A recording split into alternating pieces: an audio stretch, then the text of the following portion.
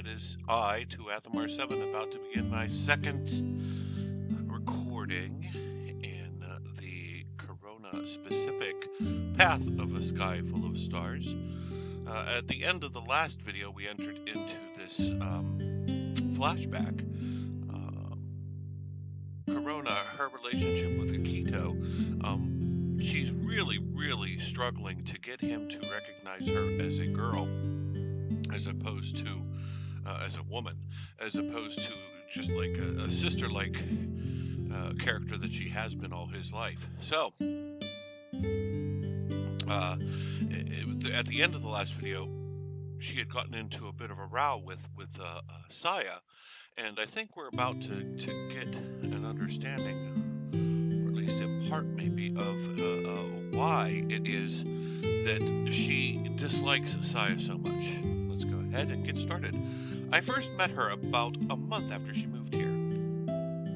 Konnichiwa, Korona-chan. She was so pretty, prettier than anyone else in Mikuzaki Village.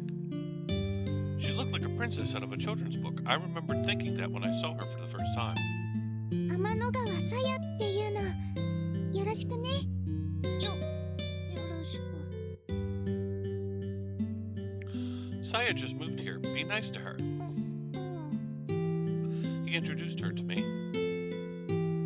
They looked like a prince and princess standing there. I always thought they looked great together. I didn't like the handsome Aki being taken from me, but she was a princess, so there was nothing I could do. I was just a child. I couldn't get between the perfect couple. A lot happened after that, and I barely saw Aki anymore. ねえ、どうしてダメなの？夜に出歩くなんてダメに決まってます。コロナもみんなと星見たいよ。いけません。After I begged, Aki had finally brought me along, but it hadn't turned out well. My mom had gotten really angry, and I wasn't really allowed to hang around Aki and the others anymore. コロナ、また置いてけぼりだ。行きたきゃ行けばいいじゃん。My brother said that so easily, but if Mom got angry, she might have told the school. ダメだよ。お母さん怖いもん。母ちゃんが怖いのかよ。ガキだな。怖いよ。すっごく怒るもん。My brother didn't get in trouble anymore at the time. Mom said she was tired of yelling at him. He never listened no matter how much she yelled, so I guess she just gave up. じゃ、俺は遊びに行ってくっから。コロナも行く。家で宿題しろって言われてんだろ。じゃ、あとはよろしく。It was like my mom had given up on Takeichi, so she was putting all her expectations onto me. She got angry at me a lot, even for the things my brother did. That continued for a long time. In the spring, Pickering moved away. I thought she would have a going away party, but she never did. My brother said she got in a big fight with Aki before she moved. Aki was depressed for a long time after Pickering left. So kind and handsome, my older big brother, my other big brother. 秋に。 But he wasn't kind to me. I was really lonely when he wouldn't talk to me. My kind and handsome big brother had become handsome, but also a little scary. My brother had started to hang out with him again, but he just continued to ignore me just like before. Aki stopped looking at the stars after that.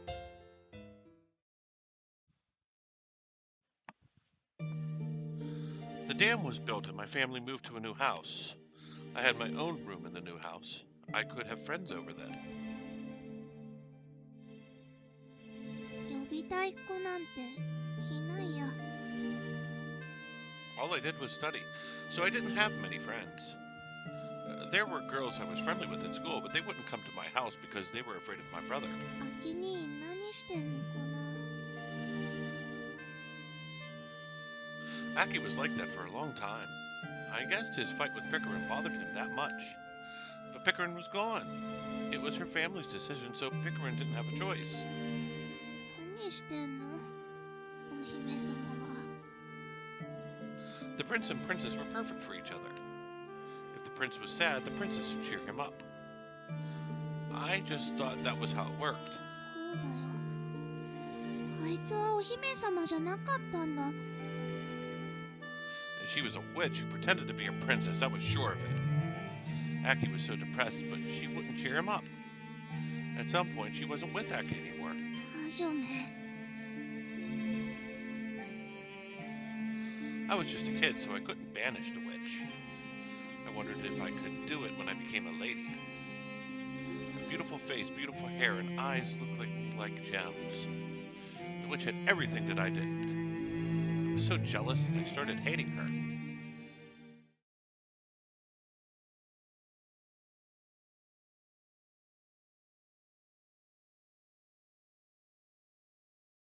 I thought it would never change.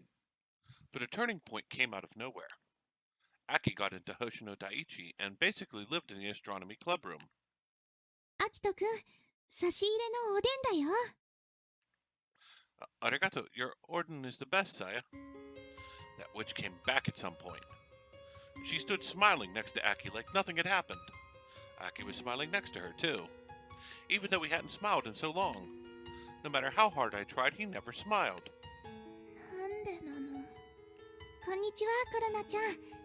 久しぶりだよね。 You want some Odin, Korona? よければ一緒にどう？ I really felt like she was teasing me. It was like all my hard work was for nothing. Aki was mean, too, even though he had been tricked and neglected. コロナちゃん？うるさい。うるさい、うるさい、うるさい！あっち行け！この泥棒猫！ I ran away. I was jealous, angry, and disappointed in myself. I went home and bawled in my room. I cried and cried even when the tears dried up. I didn't feel any better. 魔女め。 The witch had gone away but came back. Aki was completely fooled by the witch. Even though I knew that, they were so good together, I could only see them as prince and princess. アキ兄はこれで幸せなのかな。 He was being tricked by a witch but was smiling about it. I was happy that it didn't look like he was suffering. It was because of that witch's magic. I should have been thankful to her. なんかムカつく。 Everyone was fooled by the witch. Beautiful face, beautiful hair, and eyes like gems. She was more special than everyone, and everyone loved her. The witch might have ended up controlling the world. コロナだけは騙されないぞ。 I'd be the only hope for this world. Then someday I would banish the witch and save Aki. With that determination, I waited for the right time.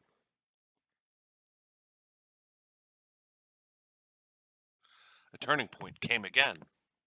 ピカリンだ。その名前で呼ぶな。こ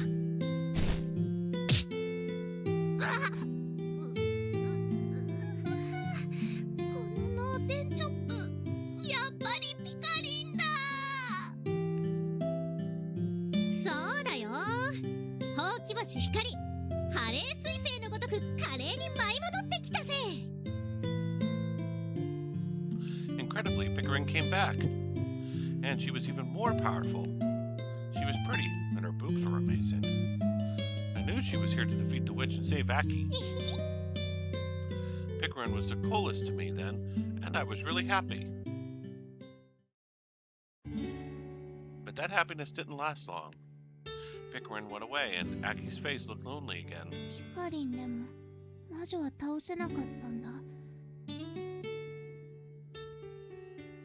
The witch disappeared again, laughing at Pickering's efforts. Was it to heal her wounds or to hurt Aki? But I couldn't let things be. I wasn't a kid. If she wasn't by Aki's side, then I would be. I would make Aki smile all the time. そしていつかコロナが本物のお姫様に。 I knew it was ambitious, but I had to do it. I had to become a princess to save the prince.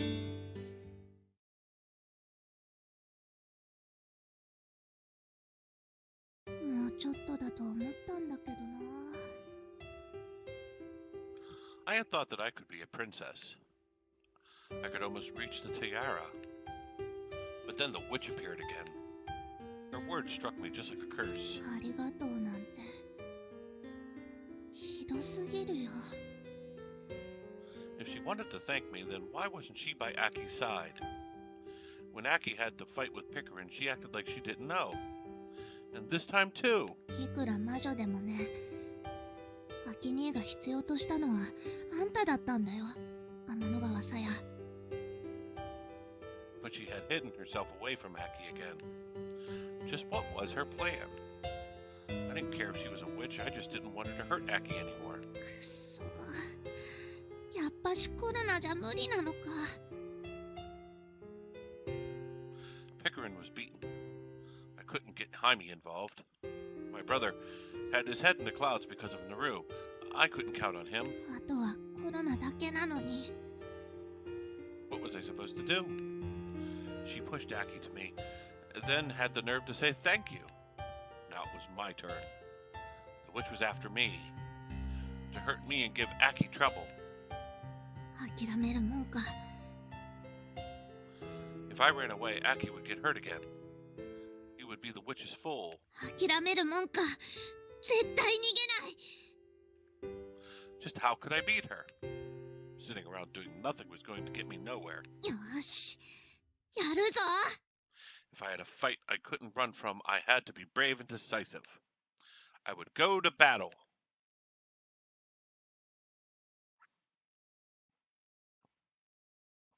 旗市長、今日の夜8時、星のダムの橋の上まで来ること。ぎったんぎったんにしてやる。逃げたらお前の命はないと思え。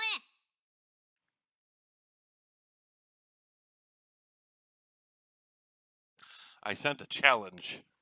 Now I could have my final battle with that witch.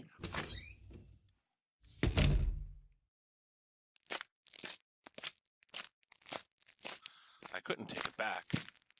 I had to do it.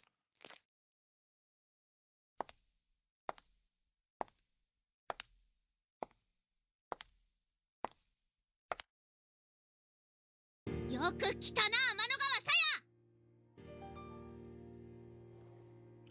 It was 8 o'clock, time to face the witch. コロナちゃん。決闘だ。ごめんね。ちょっとわけがわからないっていうか。問答無用。お願いだから落ち着こう。ゆっくりお話しすればわかると思うから。その手には乗らないぞ、この魔女め。魔女？ Now that she had been discovered, she must have been panicking. そっか。コロナちゃんにはそんな風に見えてたんだ。ごめんね。こんな目してて。 Tears fell sadly from the witch's eyes. いや、そうじゃなくて。いいの、わかってる。ずっと気持ち悪いって言われ続けてきたんだから。 The witch was crying. I made the witch cry. A great victory for Korona. That's what I thought anyway. 違うよ。その瞳はまるでお姫様みたいだって思う。 I thought that she was getting something wrong. I couldn't press Saya Amanagawa anymore. お姫様。うん、とっても綺麗だし、顔も髪も目も全部キラキラでお姫様みたい。 I said it. This pretty girl who suited Aki so well.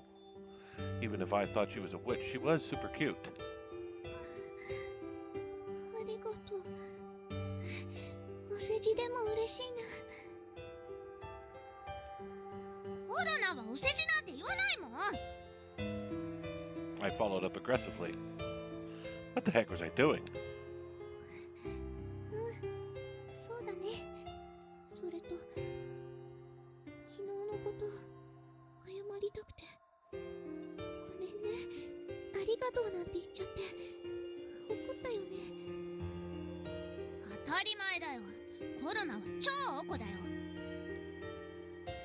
It was true I was angry, but for some reason I couldn't stay mad. やっぱり私が悪いんだよね。当たり前だよ。アキ兄がどれだけ悲しいんだか知ってる？ And when he fought with Pickering, and when Aki's grandpa died, and when he had to live in the astronomy club room, I let her know everything I was mad about when she went away from Aki. ごめんなさい。気づかないでそうしたならまだいいよ。でも知っててそうしたんでしょ？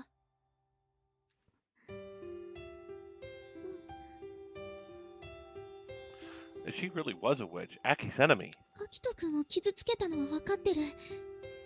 慰めてあげられなかったのも事実だよ。でもね、私だって傷ついてたんだから。She said that with a voice near tears. She faced me and handed me something, a letter. 何これ？ She told me about her secret about the letter. それでアキ兄から距離を取ったんだ。It could have been that I had the wrong idea too. I had no idea about any of this. I knew nothing and just went with my own assumptions. ごめんね。私のせいで。でもそれはしょうがないよ。天の川さんだってアキ兄以上に傷ついてたんだし。 If that was the case, it couldn't be helped. She was shocked and felt guilty. Of course she couldn't see him. でもやっぱり諦められなくて。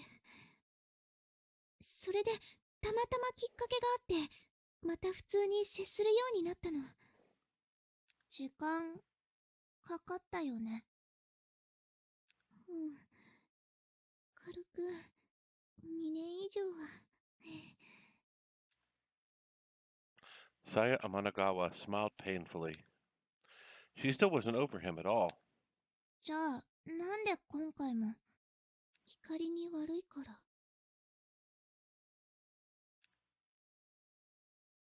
ピカリン？なんでそこでピカリンが出てくるの？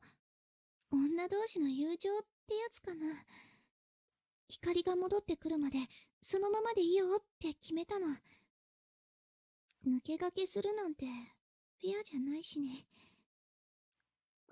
So she stayed away from Aki for Pickering's sake?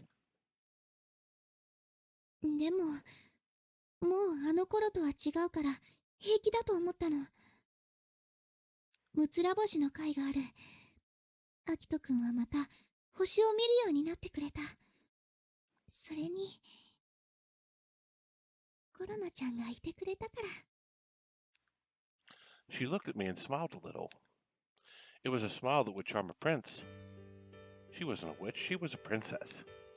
コロナなんて全然お姫様なんかじゃないし。 I couldn't help but being embarrassed in the face of that beauty. Why was I so stupid? I hated her because of my fantasy. In fact, I had been terrible to her for a long time. Despite that, this princess never once got angry. The only people not angry with me were Aki and this girl. そんなことない。コロナちゃんだってお姫様だよ。違う、そういうんじゃないの。ちゃんと伝わってたよ。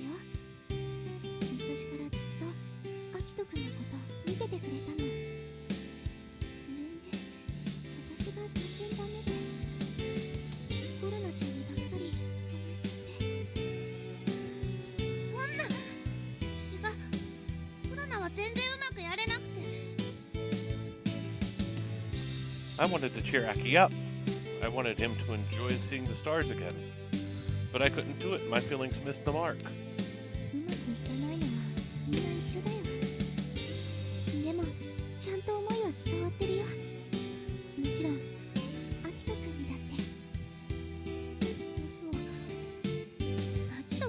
ちょっと鈍感だから好きって気持ちは届いてないけどね。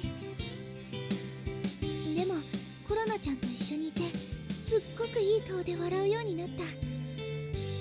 光がいなくなって落ち込んじゃうかなって心配してたんだけど、でもそんなことなかったね。コロナちゃんのおかげだからね、言いたかったの。ありがとうって。I finally understood. I had been wrong the whole time. She had always liked Aki and always looked out for him. She valued him much more than even I did. ありがとうなんて、それはコロナが言うセリフだよ。アキ兄のことずっと気にしててくれてありがとう。それとごめんなさい、ちっとも気づかなくて。いいんだよ、私のは自業自得だもん。でもそれじゃ悲しすぎるよ。She couldn't tell him how much she cared, so she always had to treat him normally. 悲しまないでコロナちゃん、私は平気だから。でもあなたが知ってくれた。私はそれだけで十分嬉しいの。This was the sorrow of love. But there was nothing I could do, only feel sympathy for her. コロナは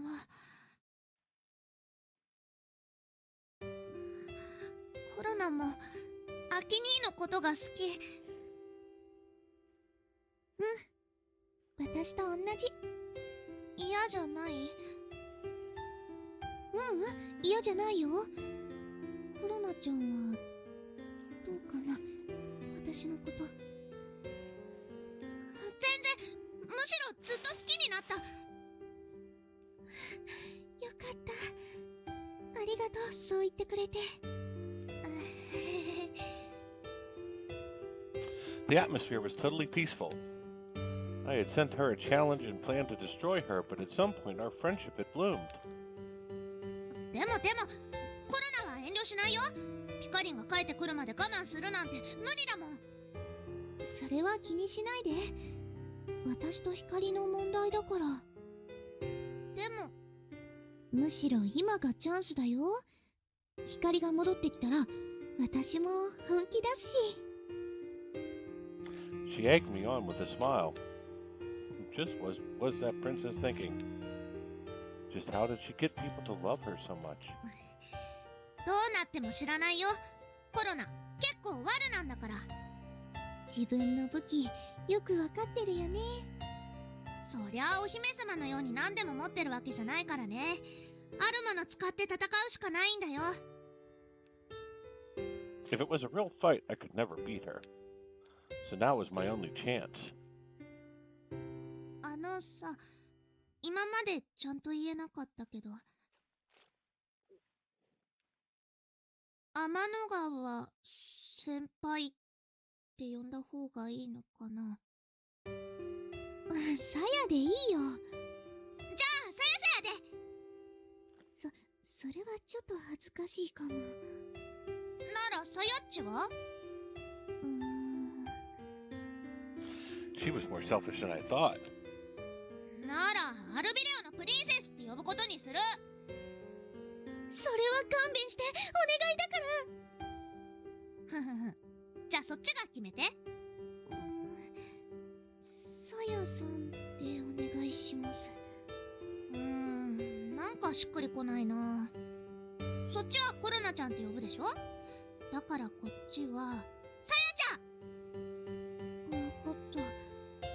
いいよ、それで。じゃあさやちゃん、I put out my right hand. 握手しよう。数年越しの仲直りの印に。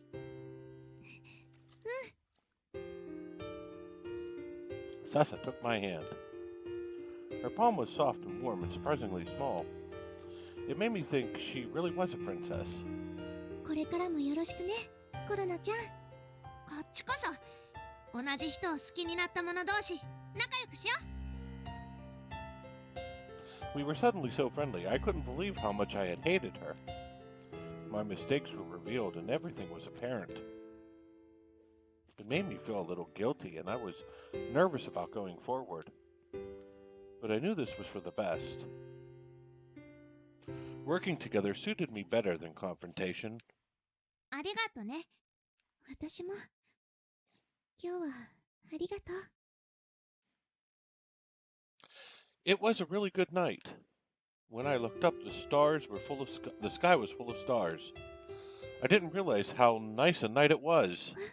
アキトくんに写真送っちゃおうか。いいね。 I didn't expect the princess to be so fun. I could see how much that I hadn't been able to see before. それじゃツーショット写真いくよ。もっとこっち来て。出ないと一緒に写れないよ。 She pressed herself onto me. おっぱいを感じない。もう余計なこと言わなくていいの。じゃあ撮るよ。はいチーズ。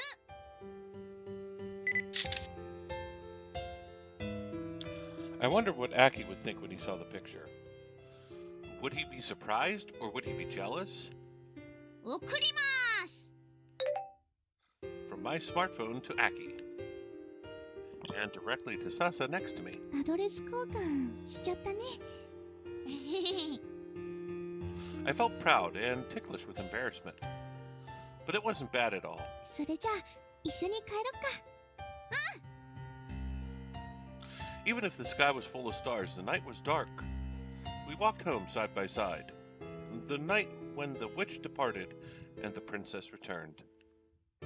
Just what would happen to me?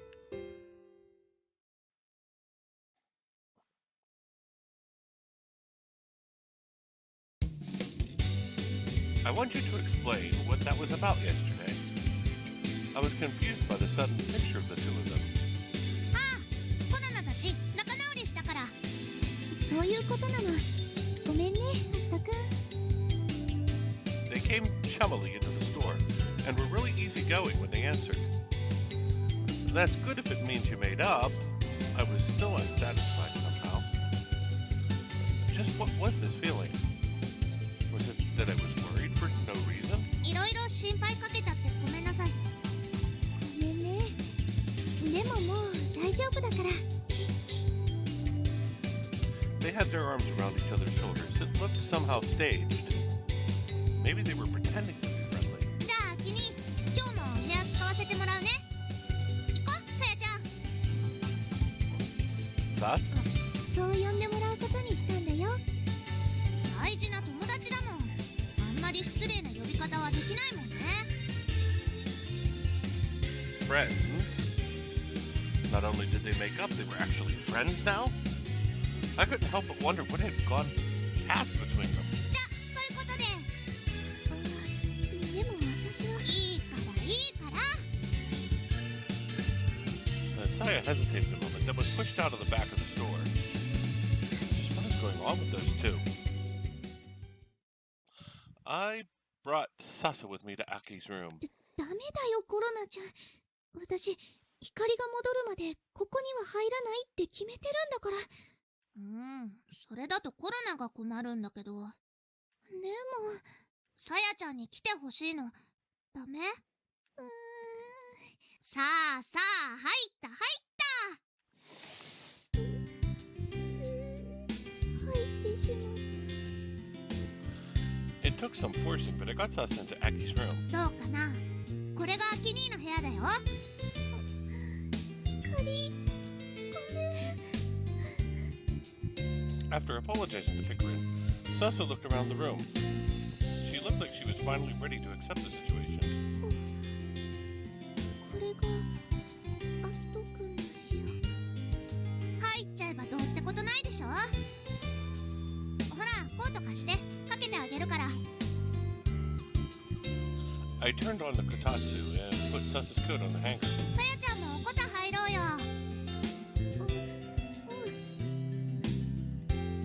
She got under the kotatsu opposite from me. I saw her again from straight on, the girl called Saya Amanagawa. やっぱり可愛い。 I hated to say it, but she was a beauty with no faults. どうしたの急に。いや、今まであん話視界に入れないようにしてたから。なんていうの、戦力分析ってやつ。そうなんだ。 She was bewildered. But even that made her look good. Pretty girls are unfair. なんか冠とかかぶせたくなる。もうそういうのはいいけど。アルビレオのプリンセスか。Inamin had called her that. I ignored it as another one of her weird fantasies. But it definitely did suit Saya. アキニってさ、見る目ないよね。そんなことないと思うけど。だって周りは可愛い女の子だらけなんだよ。さやちゃんだって姫ちゃんだって他にもいっぱいいるのに。なのにどうして彼女作んないかな。わけわかんないよ。アキトくんは見た目の可愛さだけじゃ好きにならないと思うから。多分光みたいな子がタイプなんだと思うよ。え、マジ？ヒカリンってば性格はガサツだし、コロナから見ても残念な子だと思うんだけど。もしかしておっぱい？いつの間にか超巨乳になってたもんね。そっかそっか、やっぱりおっぱいか。そういうのは違うと思うよ。違うの？うちのお兄ちゃんも言ってたけど、秋におっぱい大きい女の子が好きみたいだよ。それは否定できないけど。 Saya's boobs were as unfortunate as mine. She was patting her chest sadly. She must have been pretty concerned about how small hers were. とにかくそういうんじゃなくてね。アキトくんはね、そういう目に見える部分じゃなくて目に見えない部分で選ぶと思うんだ。目に見えない部分。性格っていうより魂の色っていうのかな。ハートがキラキラしてる子に惹かれるみたい。私はほらそういうのとは違うから。 She looked away and sighed lightly. Saya was the type to hide hers herself. She had a strong ability to support others like a good wife or a wise mother. Aki didn't necessarily disregard that, but maybe what he liked was someone who looked straight ahead, her eyes shining. コロナもあんましキラキラ系じゃないからな。そうなの？そんな風には見えないけど。それはそういう風に作ってるからだよ。実際は夢も希望もなんにもないし、周りに言われて流されてるだけだから。そうなんだ。コロナはね、そんな自分が嫌なんだ。夢中になってやれることを見つけたいって思ってる。むつら星のみんなを見てるとね、ここが痛くなるんだ。 I pressed gently on my chest. コロナは何にもないんだなって実感させられるから。アキ兄も他のみんなもいっつも楽しそうで夢中になって頑張ってて、コロナはその中に入れなくて。 I understood that feeling. そういう気持ち。私もキラキラを分けてもらってた側だから。アキトくんと光の後を追いかけてばかって。そんな風には見えなかったけど。同じだよ、コロナちゃんと。だからアキトくんと一緒にいると時々悲しくなるんだ。 I thought she was totally different from me, an unreachable princess. But she had the same worries I did. Sessa's sympathetic smile was impossibly adorable. よしよし。コロナちゃん？コロナはそういう時子供の自分を使っちゃうから。でもさやちゃんには無理だよね。だからなでなで。そんなに無理しなくていいんだよ。ヒカリンとか他の人に遠慮しないで。さやちゃんはお姫様なんだから堂々としてればいいの。恥ずかしいことなんて何もないんだよ。ダメだよ、恥ずかしいってば。コロナちゃんに泣かされちゃいそうなんだもん。Sasa got embarrassed and put her head on the kotetsu table. She didn't want me to see her cry. コロナ、勉強するね。さやちゃんは好きにしてていいから。ありがとう、コロナちゃん。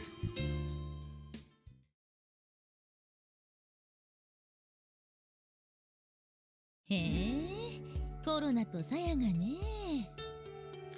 They made up. They're both in my room right now. 今頃イチャイチャしてたりして。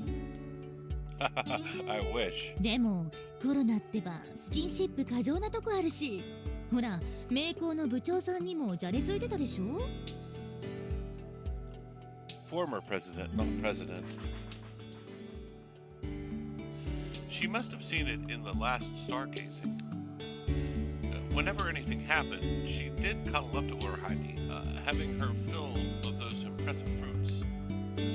I thought she'd be fine with Saya. It's almost time for Korona to go home, though. I'll go check on them. I'll be right back. Can you take care of the shop? I gravely passed my apron to Miss Maharu. それはないでしょう、アキト。I'll leave it up to you. I just gave her an authoritative smile and left the store. When I got to my room, Korona was deep in study. ここがこうなって。どうなってんのこの角度。She was mumbling as she solved problems. ここに補助線を引くと分かりやすくなるでしょ。あ、ほんとだ。ありがとう、さやちゃん。頑張ってね。Saya was helping Korona study. She wasn't just showing her how to do it. She was giving her hints when she was stuck. And as for Saya herself, 綺麗だね。人の目でもこんな風に見えたらいいのに。 she was looking through Korona's photo album. アキトくんお疲れ様。コロナちゃん今いいとこみたいだからもうちょっと待ってあげて。 That's fine, but 何？ it's nothing. I almost said you're being too lazy, but I stopped myself. 見て見てこのページ。宝石をばらまいたみたいだよね。 The Omega Cluster. The Omega Cluster is a globular star cluster in the Centaurus constellation and is big enough to be seen with the naked eye. It's a cluster of over 1 million fixed stars, but it couldn't be seen like that even with a telescope. Also, Centaurus is a constellation in the southern sky, so it couldn't be seen from Japan except for Okinawa or Sawara. I've never said that one before. Ogasawara. The picture was of the center, so you couldn't tell it was circular. But the tight cluster of countless stars looked like spilled jewels, just like Saya said. これ全部ハッブル宇宙望遠鏡が撮った写真なんだね。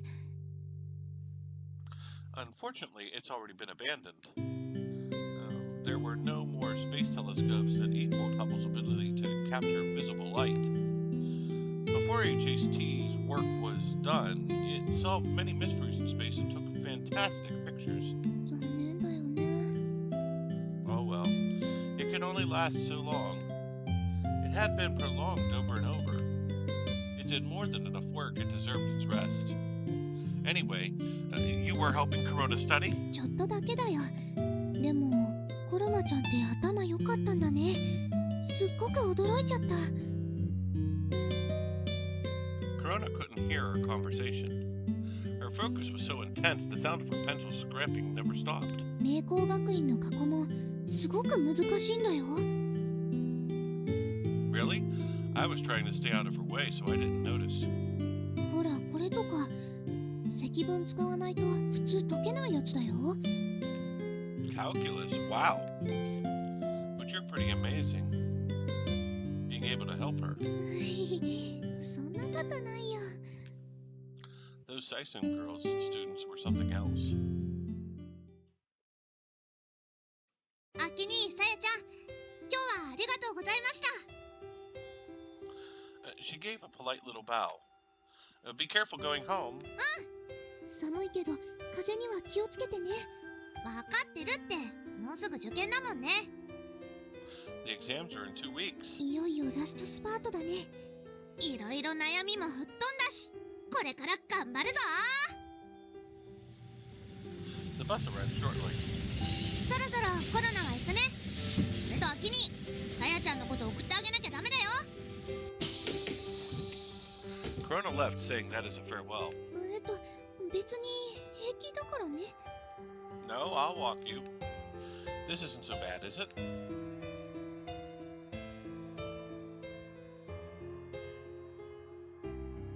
That night, I walked Saya home for the first time in a long while.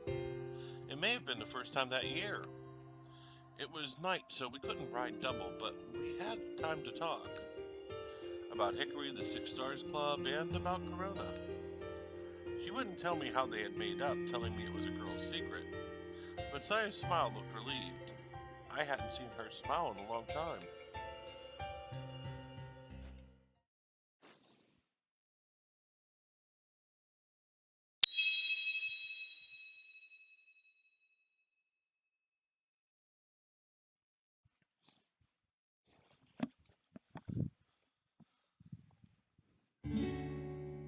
As the day of the entrance exam for the Maiku Academy came closer, Korona came to my room less and less.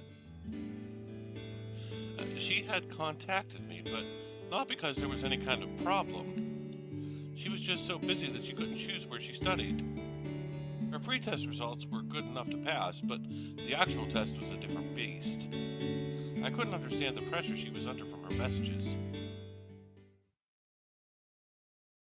いよいよ明日がコロナちゃんの試験の日だね。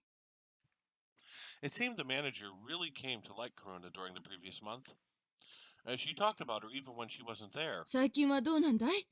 うちに来て勉強するのもなくなったみたいだけど。She's working pretty hard. I'm in contact with her though, so don't worry. ならいいんだけどね。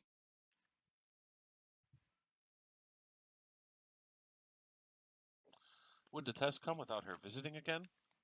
Even after work, she didn't text me. Is it okay if I contact her? I hesitated, worried that I would bother her. As I was going back and forth on it, I actually got a text from her. あきに会いに来たよ。はーい、あきに邪魔しないでってば。 Korona called out to me, and Kotaru answered immediately. Kotaru, it's nighttime. Be quiet. センサーでもついてるんじゃないかってくらいコロナに反応するよ。Are you okay? 平気。ちょっとびっくりしちゃっただけだから。 Seeing Korona's smile after so long relieved me for some reason. A long time no see. I'm glad you look so well. ちっとも元気じゃないよ。ずっと家に缶詰だもん。息が詰まるよ。でもアキ兄の顔見たら全部吹っ飛んだ。やっぱり来てよかった。 She must have been crushed by the pressure of the night before the exam. She didn't show it at all, but her coming to me that late meant a lot. It's tomorrow. うん、準備はバッチリだよ。 She had done mountains of previous test problems, and she did lots of other studying. I knew how well or how hard Korona was working. It's fine. I know you'll do well. もちろん。 Though I don't know how much worry and anxiety had assaulted her along the way. If she was okay now, then that was fine. コロナね、アキ兄に励ましてもらいに来たんだ。無事合格できますようにって。 If it's for that, I'll do anything. 神頼みならぬアキ兄頼みだね。 She clasped her hands and worshipped me. よし、パワーもらいましたと言いたいところだけど、あと一つだけいいかな。 Don't stop at one. You can ask for 2 or 3. I'll give you anything. 何でもとか簡単に言っちゃダメだよ。コロナが結婚してって言ったらしてくれるの？ That's a little much. でしょ？言葉はもっと大事に使わなきゃ。 She smiled happily in light of the moon. 試験がうまくいくおまじないがあるんだ。やってもいい？ Can I help somehow? アキ兄はこうコロナに背中を向けて She turned me all the way around. I was facing away from her. そのままじっとしてて。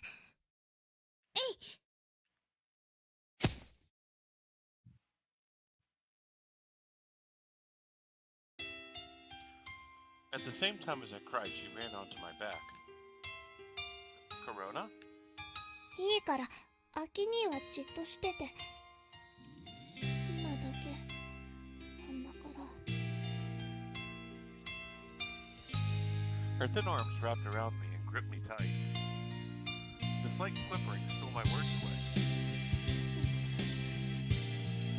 I didn't do anything, I just stood still. Korona remained attached to me and continued saying nothing. コロナ頑張るから。 Her small voice reached my ears. コロナいっぱいいっぱい頑張るから。だから I gave a small reply to her sad request. It'll pass, I guarantee it. アキ兄 Her arms stopped quivering, then she gripped me again. She pushed herself into me, burying her face.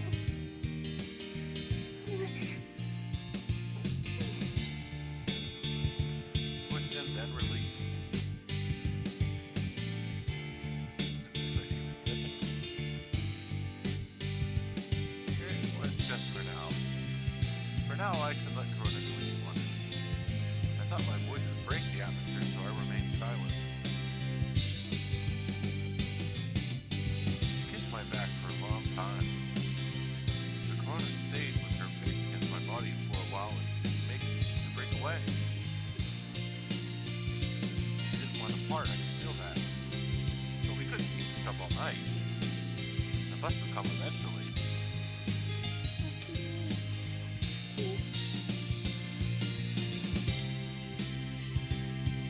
It was just like at the planetarium. She whispered it without looking at my face. The only things different were the ethereal quality of the moonlight and that Korona's confession was clearer. Korona, I can hear you now. いいね She didn't deny it. She didn't try to pass it off either. コロナはアキ兄が好き。ずっと伝えたかったの。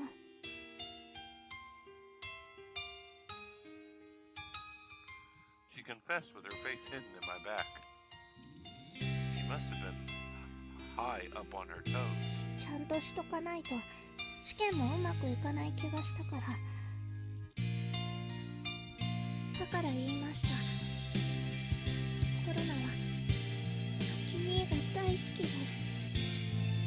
女の子としてアキ兄が好きなの。 There was no going back. The confession decided that. She didn't have the courage to say it to my face, but she took the first step. よし、これで前に進める。おまじない終 She hopped away from me and grinned. The bus had just arrived. I wondered if she'd timed that. 了。ありがとね、アキ兄。おまじないに付き合ってくれて。バスも来たし、コロナ行くね。明日の試験、頑張ってくるから。 Her smile was huge. It was a strong expression with no worry. 返事はまた今度でいいから。全部終わったらお願いするね。それじゃ、行ってきます。 Korona got on the bus. I couldn't say anything clever to her at all. But I couldn't leave it at that. So I turned to face Korona through the window of the bus. Do your best. I'm rooting for you. Cheering her on like that was the best I could do. やった。ついに行っちゃった。 I used the bus to run away from Aki. I guess it was like kind of a hit and run. アキ兄に好きって、はっきり聞こえるように好きですって言っちゃった。confession filled with trouble, but I didn't plan for it to end there. I decided to confess, so I did it. There was no problem. でもアキに困っただろうな。いきなり好きですなんて言われたら普通わけわかんなくなっちゃうよ。緊張する。But I wasn't nervous about the test the next day. What did Aki think of my confession? Did I trouble him by telling him I liked him? Was he really thinking about how to answer? I would face tomorrow's test with my head and heart full of Aki. I knew that was best. I'll do well, yeah, I would make it work. 勇気を出してよかった。すっきりした気持ちで今日は眠れそう。But I had something important to do before sleeping.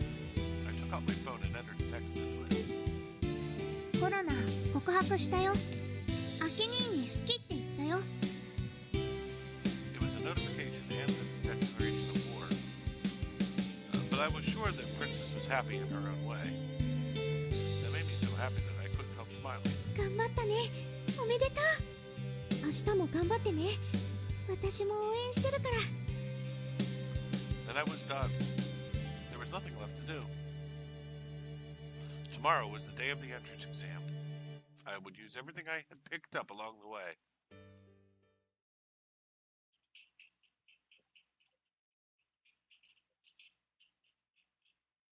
The Maiko Academy entrance exam was on a weekday. The test day for Hoshino Daiichi was still far away. I had class, so I couldn't go cheer Korona on in person. It was only a few days after, but the test results had been published. It was unexpectedly fast, but those who didn't pass would have to schedule a new test. They must make their schedules with that in mind. 空見くん、あなたも来ていたのね。I couldn't help but being interested. I invited Saya too, but she said she wasn't coming. It seemed she knew about Korona's confession and was being polite. こんにちは、空見くん。コロナさんから連絡はあった？はい、もうすぐバスが到着するそうです。She told me her test number, but I didn't write it down. I didn't think it would be right to see the result before Korona did. Akini! Korona ran over to me. ドッカーン Ooh! She jumped onto me and knocked the wind out of me. ナイスキャッチ You have to be more careful. ごめんなさい。 She didn't look sorry at all. Korona was her normal innocent self. So much different from the night of her confession. ではコロナさんも来たことですし、結果発表を見に行きましょうか。ドキドキする。私もですわ。気になって夕べはあまり眠れませんでしたの。コロナはしっかり寝てよ。なかなか強胆ですね。頼もしいです。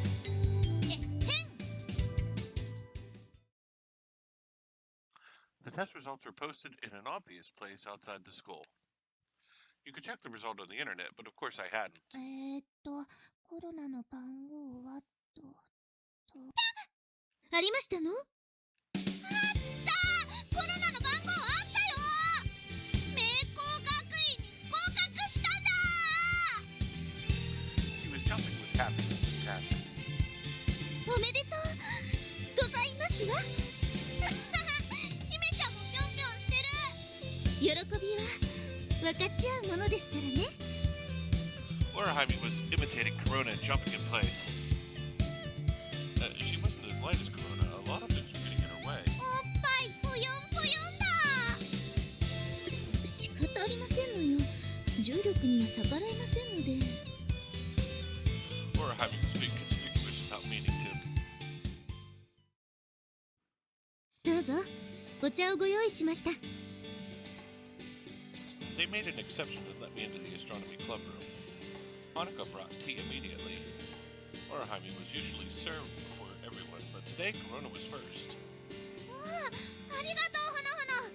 ケーキもありますので、コロナさんの合格祝いにと思って特別に私がご用意させていただきましたわ。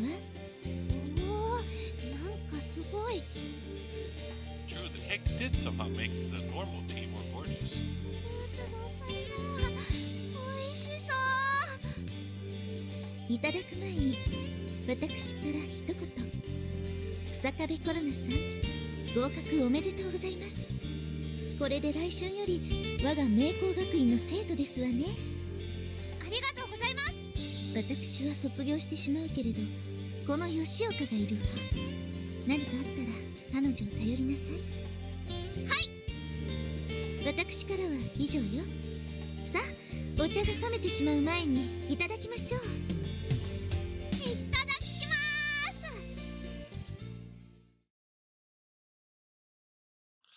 We went to see the test results in the morning, so we left before noon. We couldn't keep her away from her family too late. Because of that, we started home early. あきに今日は自転車じゃなかったの？I took the bus so I could walk you home. 気が利いてるね。さすがだよ。I didn't think it was that special. But all I could think about since the day before the test was Korona. What are you doing for lunch? お母さんがお赤飯用意しちゃってるんだ。Oh, you have to go home then. ごめんね、一緒にお昼食べれなくって。Korona had already called her parents and told them she passed. So she didn't have to hurry home, but I'm sure she wanted to celebrate with her family. もう、うちのお母さんも姫ちゃんも気が早すぎだよ。コロナがもし落ちてたらどうするつもりだったんだろう。Now, they had both expected Korona to pass. They'd probably have made it a consolation party. ケーキはそれでもいいけど、お赤飯は無理があるよ。Korona was smiling the whole time. She got into the school she wanted to, and all the pressure was off. それとね、この前話したことなんだけど、 She brought it up like it was just another thing to talk about. ちょっとだけ返事は待ってほしいんだ。 But why? なんていうかさ、アキ兄に告白したパワーをコロナは悪用したと言いますか。受験のプレッシャーをごまかすための道具にしちゃったところがあるんだよね。もちろん告白は嘘っぽじゃないよ。ちゃんとコロナはアキ兄のことが好きですから。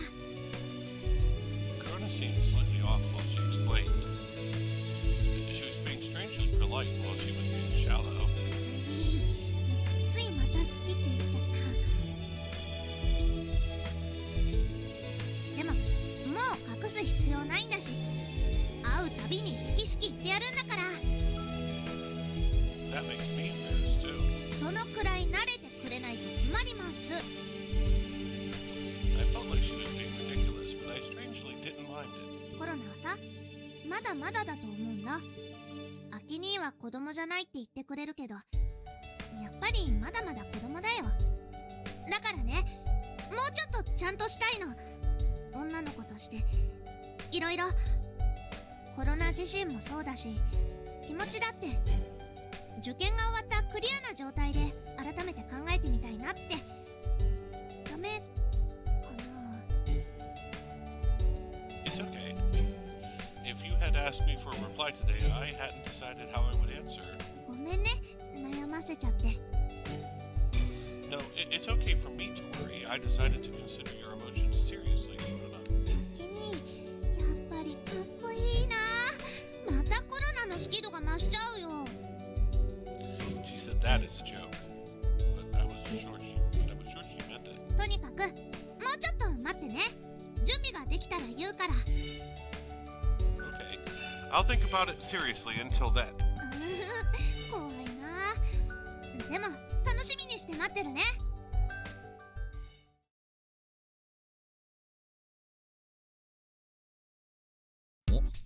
久々のご登場だな。Takeichi said this as he stared out the window. What's up? 天の川だよ。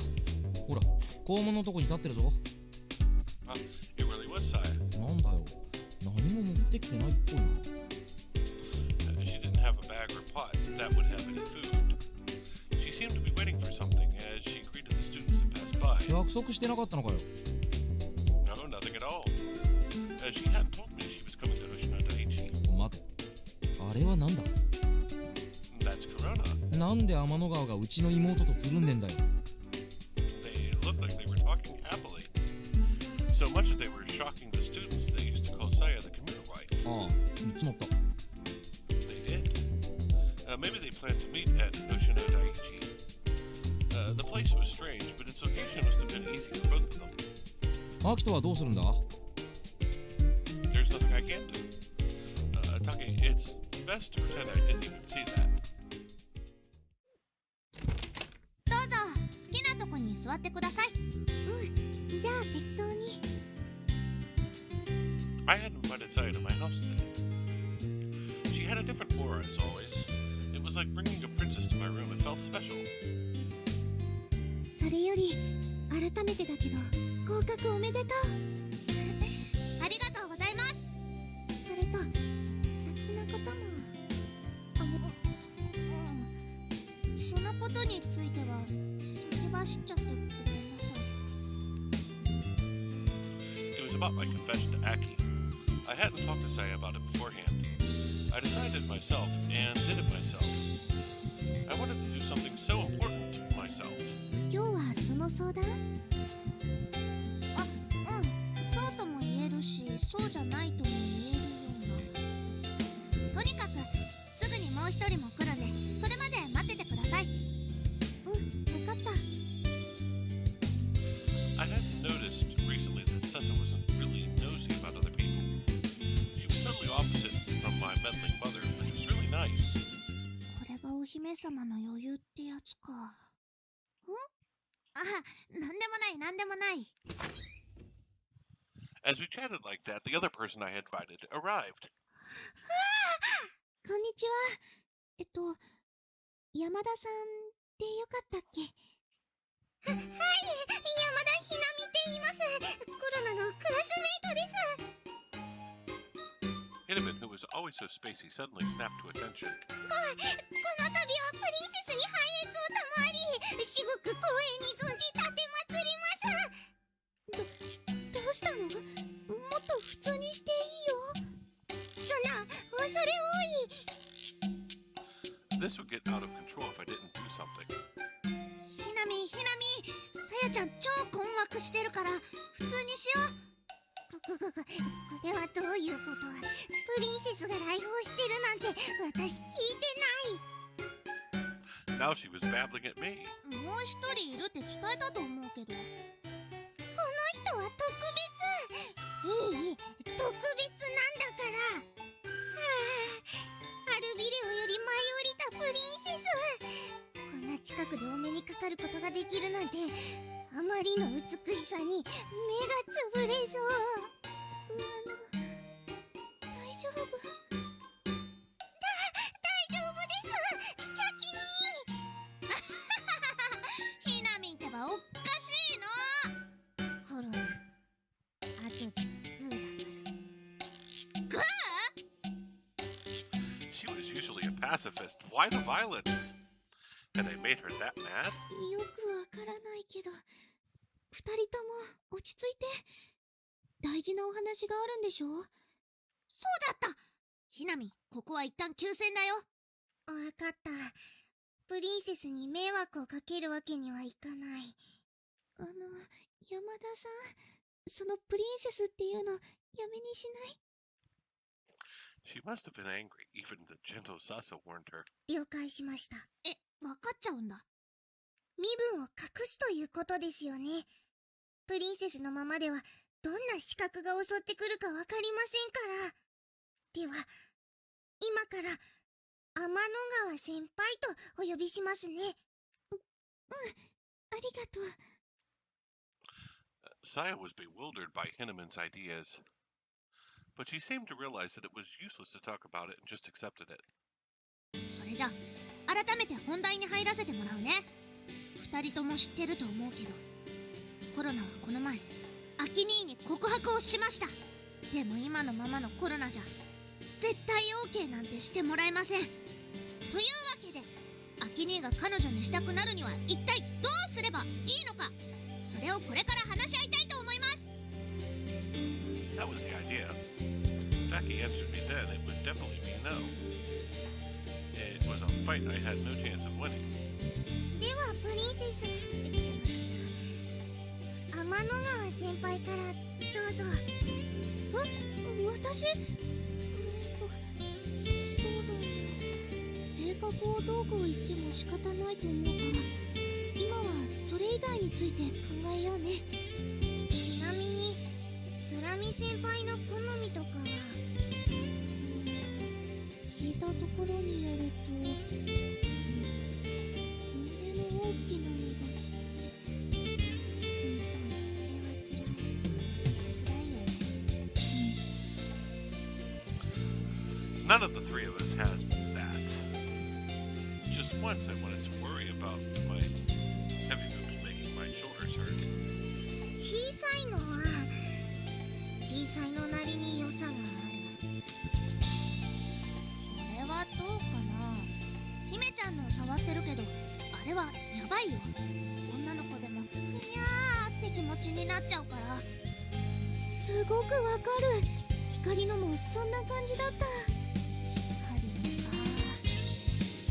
I felt an unwinnable pressure. What should people do in times like this? せめて見た目だけでも底上げするとかパッドを活用するだけでグッと胸が強調されるよね。それだ。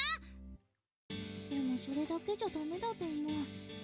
パッド入りブラなんて大きい子以外は当たり前だろうし、お洋服に凝ってみるのもいいよね。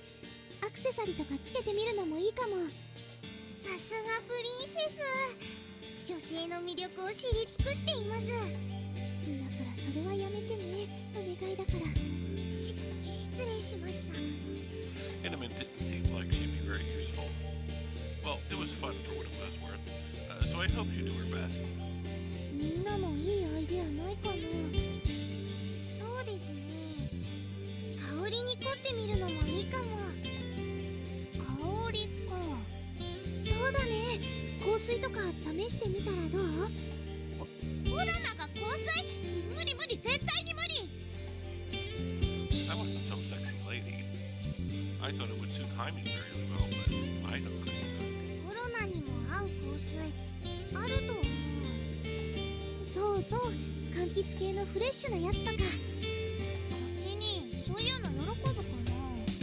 男子は女子のシャンプーの匂いだけでハーハーできると聞いたことがある。わかる。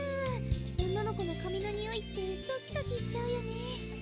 確かに姫ちゃんのはずっと嗅いでたくなるくらいいい匂いしてたよ。あの人はすごいよね。頭のてっぺんからつま先まで女子力の塊って感じするもん。ならその方にアドバイスを仰げばよかったんじゃ。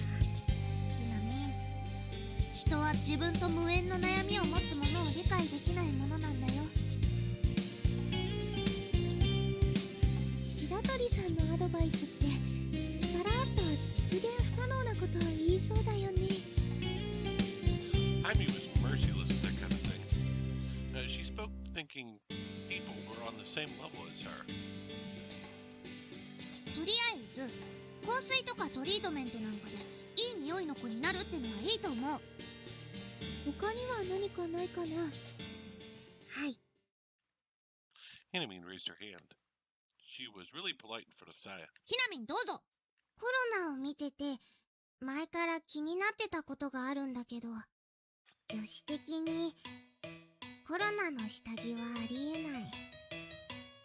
下着は関係ないでしょ。今はまだ見せる前の段階なんだし。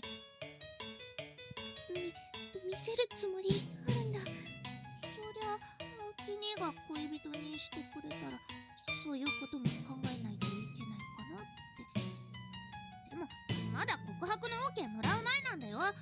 下着なんて気にしてもしょうがないと思うけど。それは違う。違うね。 Even Saya was saying that. コロナちゃん、可愛い下着は大事だよ。今どんなのつけてるの？お母さんが買ってくれたやつ。コロナはいつもスポブラなんです。スポーツブラは楽だよね。胸が痛いのも守ってくれるし。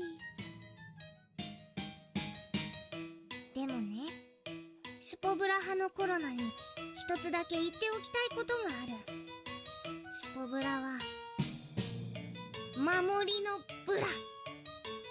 守りのブシュポブラは成長途中の胸を保護してくれるとてもいいもの。でも今のコロナに必要なのは攻め。 Oh, I couldn't keep being protected. I had to be aggressive. If I wanted to conquer Aki, I needed an aggressive bra. 分かってくれたみたいだね。ラ。コロナには攻めのブラが必要なんだと思う。じゃあこれから買いに行こう。コロナちゃん、お小遣いは残ってる？合格祝いもらったからいっぱいあるよ。なら行こう。攻めのブラを買いに。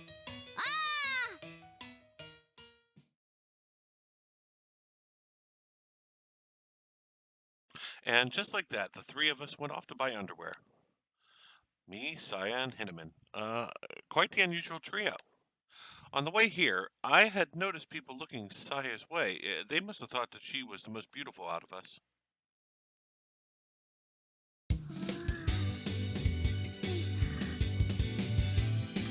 We had come to Harbor Town to look for a new bra. ここならいいのが見つかると思うよ。星の中でおしゃれなもの買おうと思ったらここしかないもんね。二人ともすぐランジェリーショップに行っても平気？平気です。コロナも OK だよ。それじゃあレッツゴ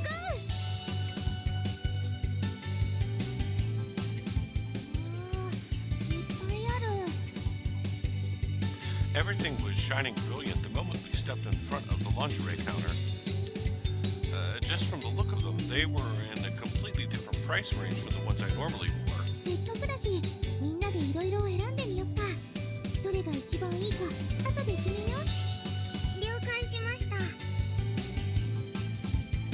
We all went to different areas.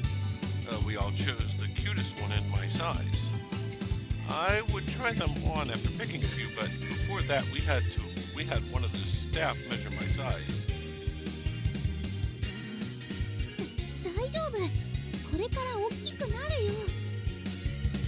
Unfortunately, I couldn't compare to Saya.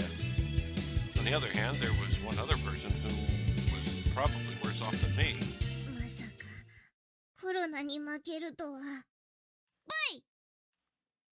I was victorious over Hinneman, but that wasn't really anything to be proud of. じゃあまず最初にコロナちゃんが選んだのから。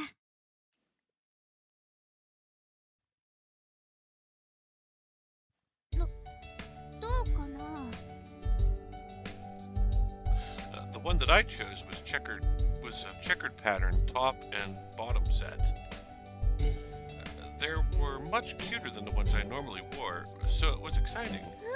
いい感じだと思うよ。ちゃんと底上げされてるっぽいし、つるペタだなんて言われないと思う。 They were both praising me, but I wasn't that proud of myself. やっぱり恥ずかしいね、こういうの。Showing lingerie to other girls was still quite embarrassing. I wasn't comfortable in my body, and I didn't want people looking at me. 気持ちはわかるけど、恥ずかしがっちゃダメだよ。プリンセスの言う通り、これは攻めの下着選びなんだから。じゃあ次は私が選んだの。私も選んでみた。脳札系下着。They brought pair after pair of underwear. ちょっと、ひなみん、それ黒だよ、黒。黒こそエロス。または紫でもか。そんなの無理だってば。そういうのはすごくスタイル良くないと似合わないんじゃないかな。ほら、さやちゃんもこう言ってる。プリンセスが言うなら。じゃあ次は私が選んだやつね。Saya had brought a light green pair. The ribbon was quite nice. 結構いいかも。よく見ると意外に大胆だし。紐にしてみました。確かに紐パンだ。They had a plain design, but they were still fairly erotic. Both the top and the bottom used a fabric that were quite revealing. さやちゃんってこういうのが趣味なの？自分用には絶対無理だけどね。自分が無理なの人に勧めないでよ。ごめんなさい。 The things that people suggest for others. Hinamin was being herself with this kind of underwear. これ同じの買ってくる。Was she really going to buy the black ones? Hinamin was a mystery that would never be solved.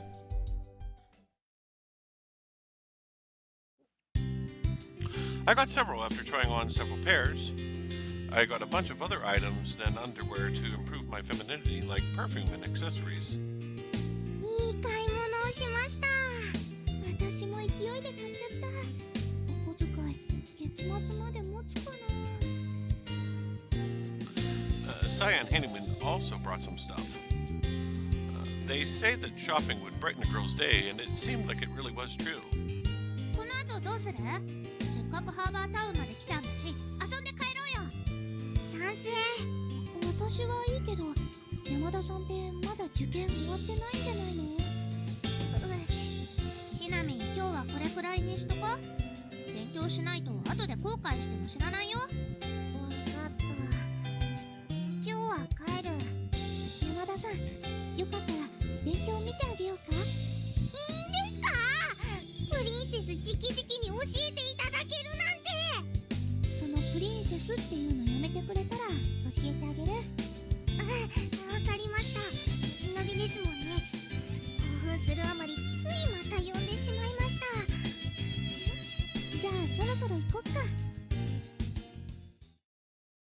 After that, we went back to my place and helped Hinamin with her studies. I worked together with Saya to teach her. We studied until nighttime. Finally, Hinamin became too exhausted to study anymore, so the two of them had to leave. 疲れた。でもすっごく楽しかったな。As I lay down on the bed, I thought about what had happened today. Saya, Hinamin, and I, a strange group, but it felt right. プリンセス扱いされて、さやちゃん困ってたけど。But she wasn't really angry about it. Aki was the same, but she had an aura of someone looking for attention. そういうとこ、姫ちゃんと違うんだよね。Hime looked like she had things under control, but really she was a scaredy cat and lonely. She always pampered me, but she wanted to be spoiled as well. いろいろ買っちゃったな。I got several kinds of underwear, and the perfume and accessories and hairpins. Mom might be angry if she found out. If it wasn't for passing my exam, I was sure that she would confiscate it.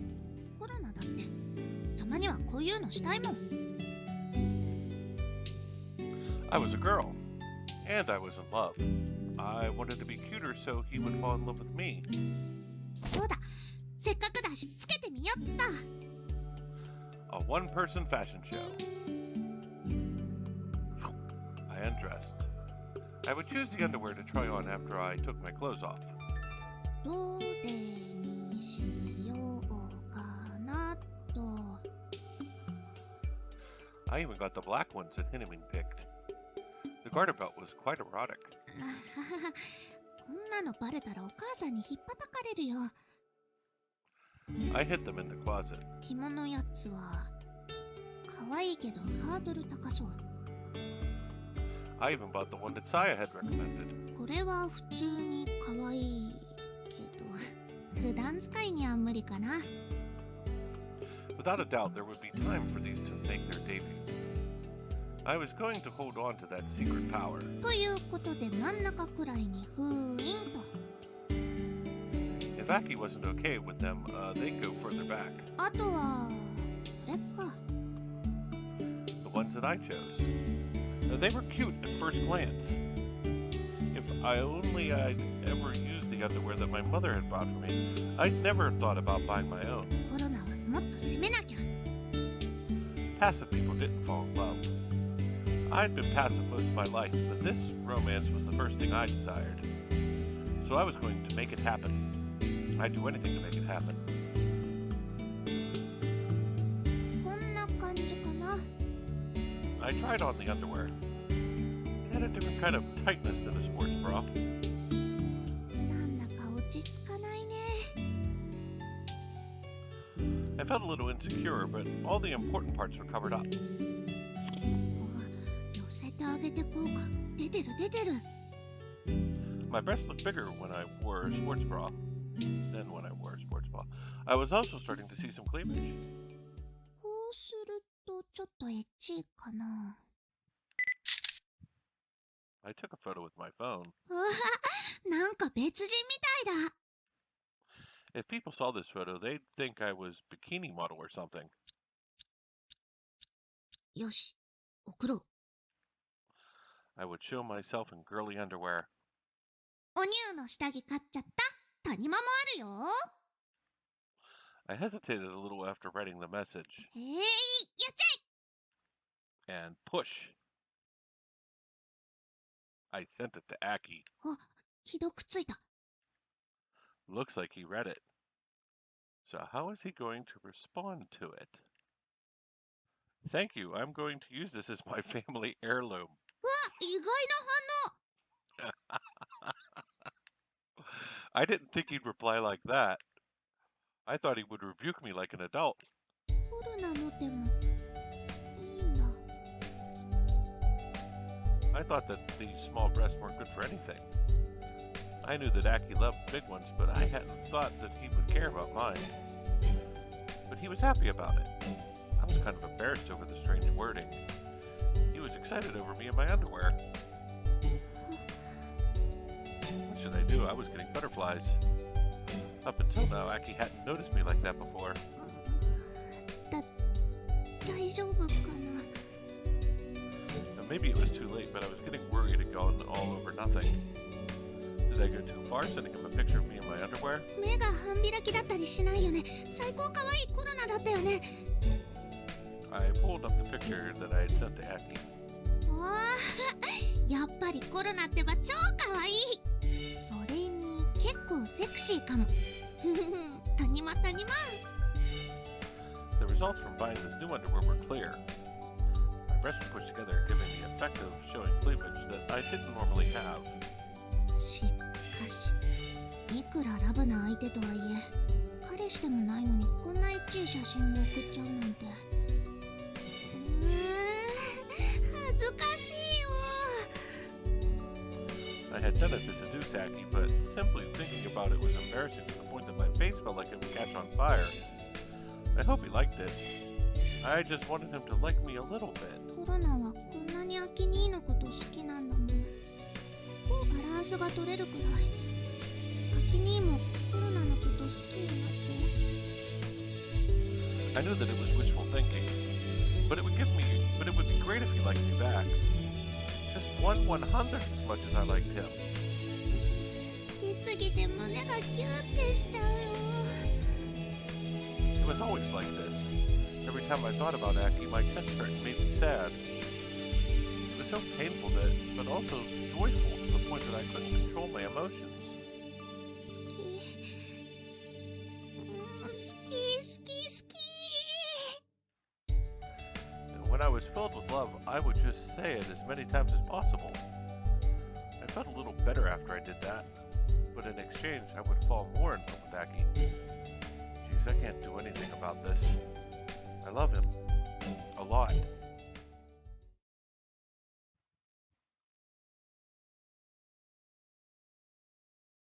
いろいろどうもありがとうございました。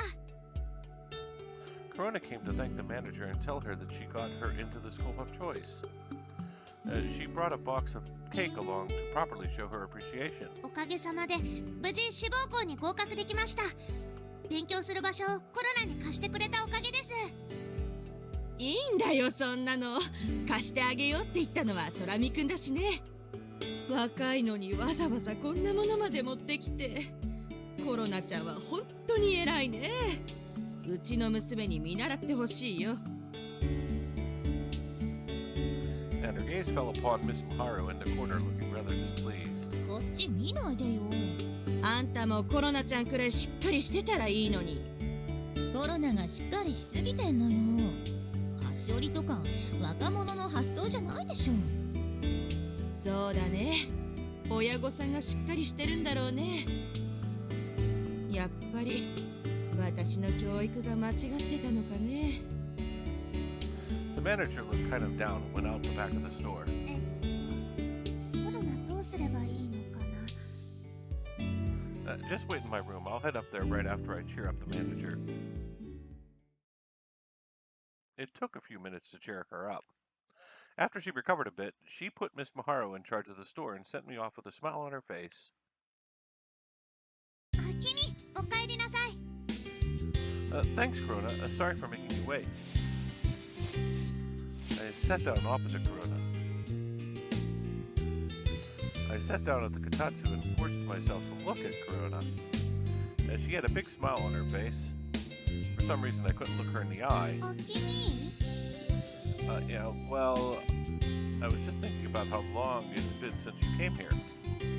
I had seen her a few times in the last few days, but the last time she came here had been before the test. 言われてみたらそうだね。A lot's happened since then, so it's hard to go back to how things were once. いろいろって。 When I said that, Korona remembered what happened. Her face went red from embarrassment. It's not just that. Remember what we talked about after seeing your test results? そうでした。 It was an uncomfortable laugh. Something was different about her. You must have been concerned about her confession. About that. Thank you for telling me how you feel. You made me happy. どういたしまして。 This was quite uncomfortable. When would you like an answer? もうちょっとだけ、もう少し待って、お願いだから。 Okay, gotcha. So the confession was still up in the air. If I didn't give her an answer, then we couldn't go back to normal. All right, then the conversation is over. いつものコロナとアキニーに戻ろ She probably knew how impossible that would be, but we need to go over it, otherwise we wouldn't be able to relax. う。おこた、あったかだね。 Yeah, I wouldn't survive winter without it. 三日月町の方はやっぱり町より寒いよね。山が近いせいかな。 I think it was 2 or 3 degrees cooler here. It really was warmer around Hoshino Station. あのさ、受験勉強は終わったけど、関係なくてもここに遊びに来てもいい？ Sure, I like it when you come over. じゃあ、これからも来るね。 Please do. This is going to be awkward. It was my time to come up with a topic to talk about. Oh yeah, about that thing earlier. I was talking about the picture of Korona in her underwear she had sent me. I had replied with a joke, but I had actually been kind of excited when I saw it. どうだった？コロナの新しいブラ。あの画像、家宝にしてくれたんだよね。 Don't take that seriously. コロナはね、怒られるかと思ってた。こんなはしたないことするんじゃありません。 I had thought about replying like that. I felt it was a little wrong, but still I replied like I did. ねえ、あきに、 She got up from the kotatsu and slid over my way. 実はね、あの時買ったの、下着だけじゃないんだよ。ほら、これ、わかる？ She pulled up her hair and showed me the nape of her neck. Her neck was pure white, and the loose hairs were so cute.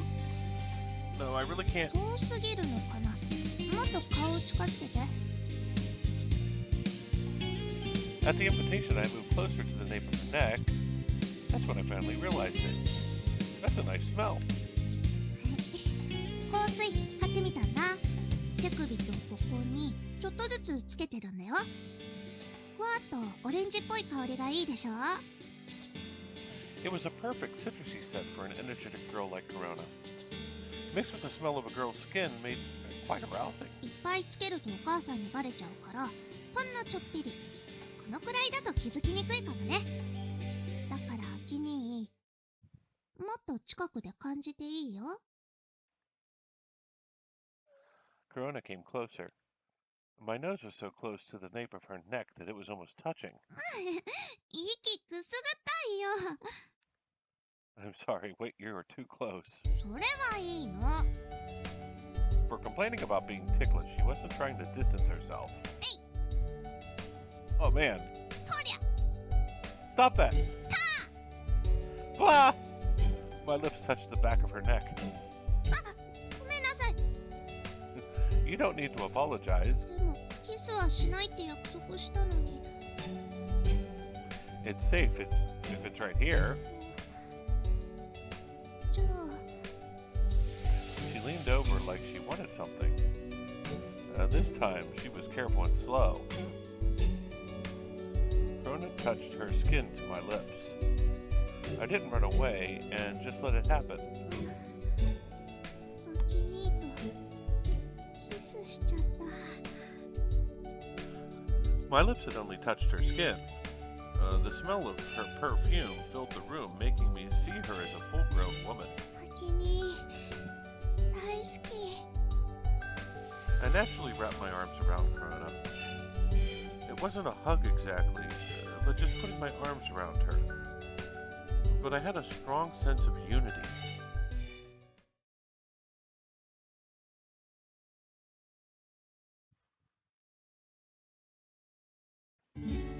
Here you go, ma'am. I took one of the items on sale and gave it to the manager who stood behind the counter. 空見くん、朝からこんなのダメだよ。 This isn't for me. ならいいけどね。 She looked worried as she looked my way and passed it through the register. Korona might have finished her exams, but Hoshino Daiichi was steadily getting ready for its entrance exams. At the end of the month, we would see the examinees. I wondered if any of them would be interested in joining the astronomy club. I could hear the bubble of water as the electric kettle came to a boil. I switched off the electric kettle and filled the cup with boiling water. Here you are. Just the person I was waiting for. Good timing, too. なんだよ。急に呼び出して。He normally came here whenever he wanted some, but he got upset the one and only time I asked him to come. There's something I wanted to show you. I closed the lid on the kettle and returned it. お前、これ新製品のマッサマンカレー味じゃないか。 It was curry from Thailand or Malaysia or someplace. It had been a big craze for a little while, but had quickly been forgotten again. まさか、これを俺に見せつけながら食うつもりか？ He looked at me like I was cruel, which just kind of freaked me out. I'm not. I was going to give it to you. いいのか？ You're always helping me out, man. そんなん気にしなくていいと言いたいところだが、こいつは遠慮なくゴチになるぜ。Go ahead. We were having a good time as we talked. Takeichi split his chopsticks and started eating. これがマッサマンか。甘えな。Is it really that sweet? 食ってみろ。俺はこいつをカレーとは認めん。I ate the bit that Takeichi gave me. It was sweet, but not so much that it didn't count as curry. I like it, but I can see how it's not to your liking. やっぱカップ麺はスタンダードに限るぜ。I couldn't agree with him on that point. で、俺になんか相談か？ Well, about that. This was a kind of awkward thing to talk about for me. It's about Korona. What would you think if I started going out with her? なんだ。そういうことかよ。He looked okay with it to me. やっぱあいつに押し倒されたか。せっかく俺が忠告してやったのによ。She didn't win me over. She just told me how she felt. なら振っちまえよ。I'm talking to you because I couldn't do that. I was getting frustrated with myself. Why am I so indecisive? なんだよ。悩むってことはそのつもりってことじゃんか。別に俺は気にしないぜ。お前とコロナが付き合うことになっても。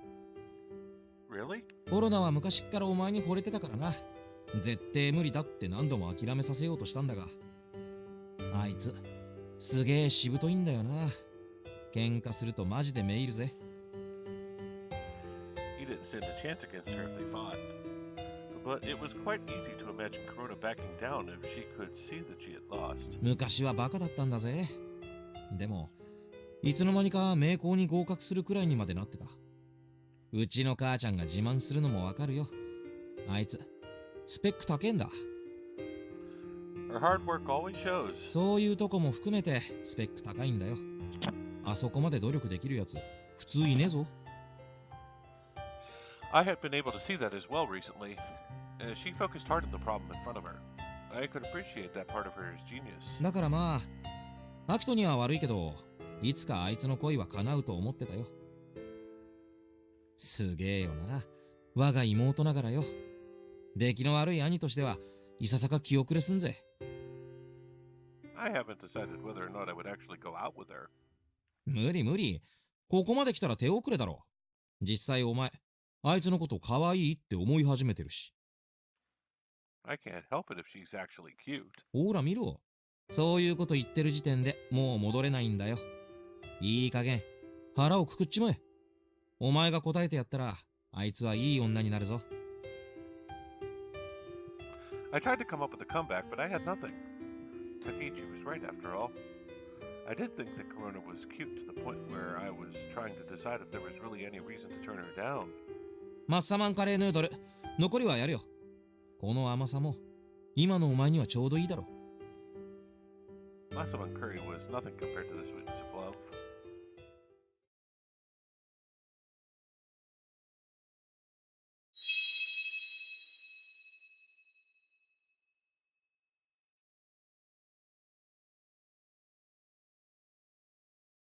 Today we had a special meeting for the Six Stars Club. The reason was 草壁コロナさん、合格おめでとうございます。おめでとうございます。 that's right, the Six Stars Club was throwing a celebration party for Korona. みんなありがとう。でもこの前ちゃんとお祝いしてもらったよ。それは明光学院の在校生としてです。後輩を祝福しただけの話ですよ。そういうことですわ。三つら星の仲間もこうしてコロナさんをお祝いしたいと思っておりますの。おめでとうコロナ、頑張った甲斐あったみたいだな。おめでとう草壁さん。外部生で明光に合格するなんてすごいです。これ合格祝いです。どうぞ。みんなありがとう。 Korona was blushing a bit from all of this attention. コロナさんは来年度から我が明光学院の生徒です。4月からメローペじゃなくタイゲタのコロナになります。皆さんよろしくお願いします。タイゲタを名乗るってことは、天文部入っていただけるんですね。Korona had been wondering if she would join the astronomy club immediately or not, but it seemed that she had decided. In April, she would be Korona of Taigeta, saying that like it was announcing that she was joining the club. Orihime was bursting with emotion as she hugged Korona. 苦しいよ姫ちゃん。今日はなんという最良の日でしょう。 Orihime screamed in joy as Korona's suffering fell on deaf ears. Orihime's happier than when Korona was accepted into the school. ずっと気にしてましたから。They had really wanted Korona to join the club. Unable to ask her directly, I'm sure that Orihime had been waiting on Korona's answer. あら、いい香り。これはどうしたんですの？香水だよ。ちょびっとだけつけてるの。いい香りでしょ。コロナさんらしい爽やかで元気な香りですわ。今の白鳥さんなら箸が転がるだけでも大喜びしそうだよね。 Totally. It took 10 minutes for Orihime to calm down, but we finally started the party. There was plenty of food on the table, and there were plenty of non-alcoholic drinks lined up. 今日はくしくもバレンタインデーということで、本日のケーキと焼き菓子はチョコレートをテーマに選んでみましたの。チ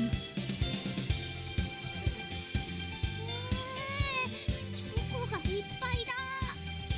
好きなのを選んでくださいね。There was quite a lot of chocolate even for Valentine's Day.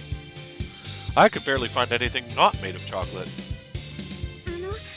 白鳥さんが用意してくれたのと比べるとそんな大したことないんですけど。加納さんも持ってきてたんだ。実は私も一応ね。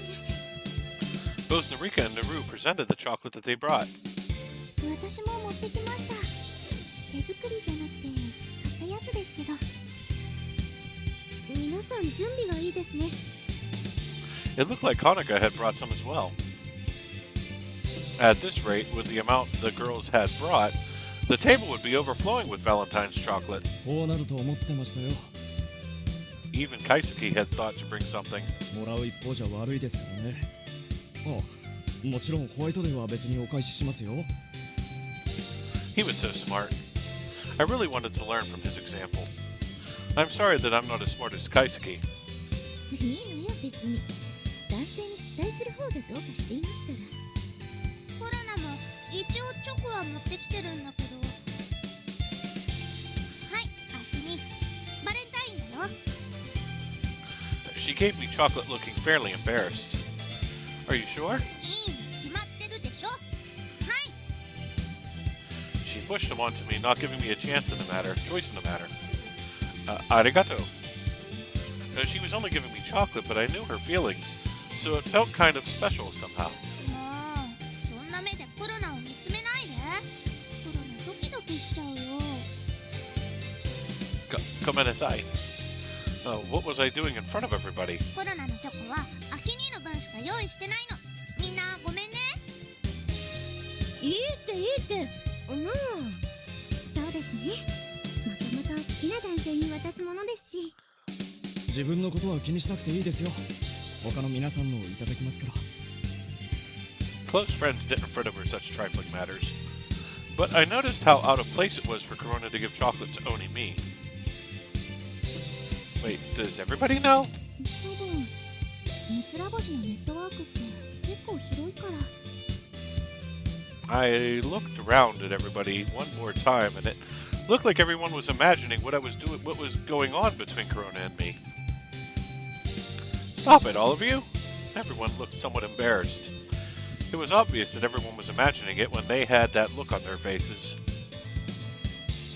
Anyways, this is Korona's acceptance party. Let's celebrate. I pretty much forced the change. Things were still a bit awkward, but that couldn't be helped. All that was left to do was enjoy the party and wait for the excitement to die down.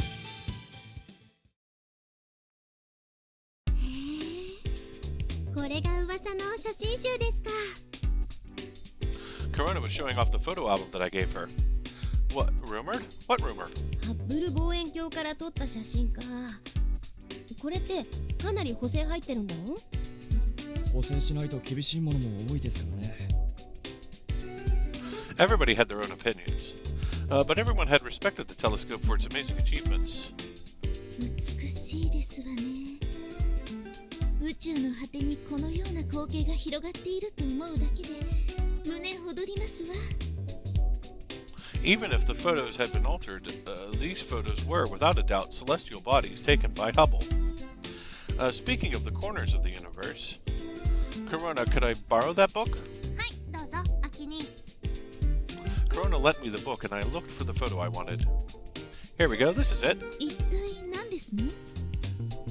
It's the Hubble Extreme Deep Field, also known as HXDF. It's an examination of extreme deep space. This here is the fruit of our desire to know deep space. Hubble Deep Fried started in 1995 and repeated its mission multiple times after. Started is what that was. If you took an extremely long exposure photo, you could capture the dim light from the depths of space and put it all together to make a picture. Hubble had succeeded in taking such photos of the edge of space with long exposures. HXDF is a picture of space deep in the Fornax constellation, just like the Hubble Ultra Deep Field that was taken from 2003 to 2004. However, the Hubble Extreme Deep Field is an even longer exposure of just a single part of the Hubble Extra Deep Field. 長時間って一体どれくらいなのかしら。 For 10 years between 2002 and 2012, it took a total of 2 million seconds or 22 and a half days. 断続的とはいえ、22日間分も空けてた。マジかよ。そんなにすごいことなの？天体撮影じゃシャッターを開けっぱなしにするのが基本だけど、それでも22日間分ってのは異常すぎる。10年間で小分けにしたとしても気の長い話ですね。でもそれが一体どうしたっていうの？長い時間録音するってことは小さな光を集めて映し出すってことだ。The darkest celestial bodies known in XXDF are about 1/10 billionth darker than the light a normal person can see. It's said that they're more than 10 billion light years away. That light is teaching us about space that far away. もしかしてなんだけど、この一つ一つが銀河や星雲なの？ Yes, these countless scattered lights are each a galaxy. There were roughly 5,500 galaxies shown in HXDF. The enormous number really conveyed how extraordinarily large the universe was. 本当だ。ちっちゃい銀河がいっぱい。美しいわね。色とりどりにきらめいて。It was an endless vision of the universe. Looking at each such a spectacle, I had to wonder just what was out there. ちょっと待って、水を差すようで悪いんだけど、これは色付けしたやつだろ？そうなんですの？ Naru is right. Hubble can detect the different types of light, so this was synthetically processed. Blue from ultraviolet, red from infrared, and green from infrared, as well as the data from visible light. Sure, the color was altered in this photo, but it doesn't change the fact that it was always there. There are kinds of light other than visible light that can't be seen. Even that can teach us a lot. There are things that we cannot even see. Knowing that just added to the mystery of it all. そうだよな。目に見えるものが全てじゃないか。You are exactly right, Naru. However, I think it's stuff like that that makes it really interesting. わかってるよ。それより、案外熱くなれるやつだったんだな。That made me blush a little. I was getting a little overexcited about this. 目に見えないものか。コロナさんにはピンとこないかしら。うん。見えないとよくわかんないでしょ？目に見えなくても身近なものはいろいろあるわよ。例えばこれとか。Orihime took out her phone as she said this. スマホ？スマホの電波は目に見えないわよね。テレビの電波も目には見えません。そうか、電波って言えば。そう、電波望遠鏡よ。電波望遠鏡？ It looked like Korona didn't know what that was. Well, the average person probably didn't know much about it either. 電波望遠鏡は電波を捉えて宇宙の様子を調べる望遠鏡のことよ。目で見る光でなく電波で見てどのようになっているのかを探るんです。You know how the atmosphere gets in the way of observations because in between the surface of the Earth and space, right? ああ、お天気が悪いと星が見えないみたいな。 That's right. If it's cloudy, you can't see what's beyond them, but it doesn't affect radio waves. つまり電波は見えないものを見せてくれるんだ。あらゆる障害を貫き通す神のごとき目。それが電波望遠鏡ですわ。Well, maybe not every obstacle, but radio telescopes were able to observe many astronomical phenomena that we normally couldn't see. The technique Karl Jansky from Bell Laboratories was the first person to realize that there were radio waves coming in from space.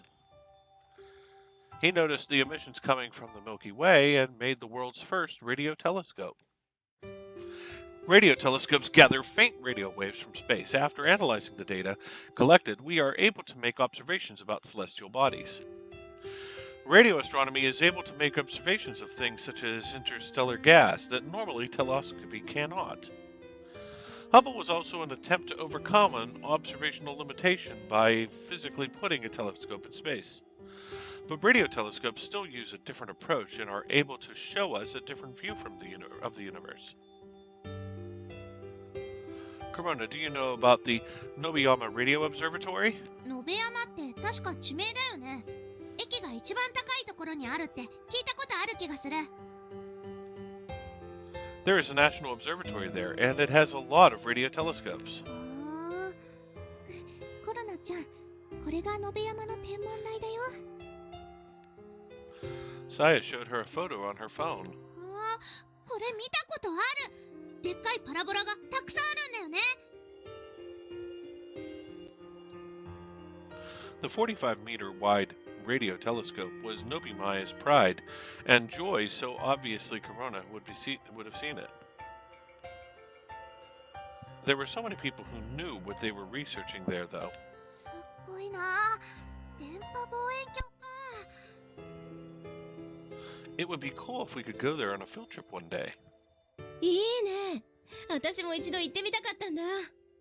でも、あそこって見学させてもらえるものなんですか？できるようです。通常公開とは別に、年に一度特別公開も行っているとか。Hanukkah had looked it up quite quickly. せっかくなら特別公開に合わせたいわね。いつ ?8 月の下旬ですね。毎年土曜日に行っているようです。Nobiyama seemed like a great place for stargazing, too. なら企画してしまいましょうか。むつら星の会夏合宿を。And just like that, everyone got excited for the camp. I couldn't get enough of this unstoppable energy. It was a stimulation that you couldn't really get stargazing by yourself. あきに、コロナすっごくワクワクしてきちゃった。Me too. Everyone here feels the same. なんかいいね、そういうの。 Yep, it's the best. It was still half a year away, but we were already dreaming about Nobiyama. I wonder what that enormous radio dish was receiving. What kind of mysteries of the universe was it solving?